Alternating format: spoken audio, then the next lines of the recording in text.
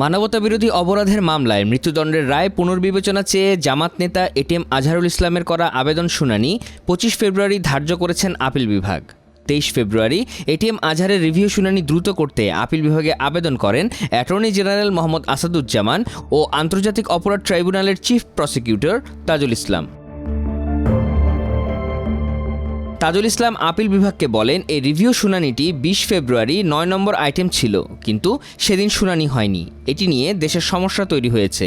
Attorney general বলেন, এটি একটি পলিটিক্যাল সেন্সিটিভ মামলা, তাই দ্রুত নিষ্পত্তি করা হোক। পরে আপিল বিভাগ 25 ফেব্রুয়ারি শুনানির দিন ধার্য করেন। জামাত নেতা এটিএম আজহারের রিভিউ শুনানি না হওয়ায় তার মুক্তির দাবিতে বিক্ষোভ সমাবেশ করে জামাতের আমির শফিকুর রহমান এটিএম আজহারের মুক্তি না দিলে স্বেচ্ছায় কারাবরণের কথা বলেন। জামাতের কর্মীরাও স্বেচ্ছায় গ্রেপ্তার হবেন বলে হুঁশিয়ারি দেন।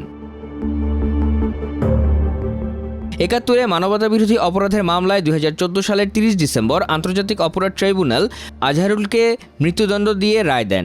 ওই রায়ের বিরুদ্ধে 2015 সালের 28 ফেব্রুয়ারি আপিল করেন এ জামাত নেতা। ওই আপিলের উপর শুনানি শেষে মানবতাবিরোধী অপরাধের মামলায় আজহারুল ইসলামের মৃত্যুদণ্ড বহাল রেখে 2019 সালের 31 অক্টোবর আপিল বিভাগ রায় দেন। 2020 সালের 15 মার্চ আপিল বিভাগের পূর্ণাঙ্গ রায় প্রকাশিত হয়।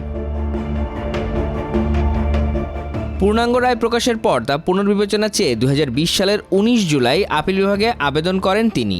এই পুনর্বিবেচনার আবেদনের শুনানির জন্য গত 20 ফেব্রুয়ারি দিন নির্ধারণ করেছিলেন আপিল বিভাগ। এটিএম আজহারুল ইসলাম বর্তমানে কাশিমপুর কারাগারে রয়েছেন।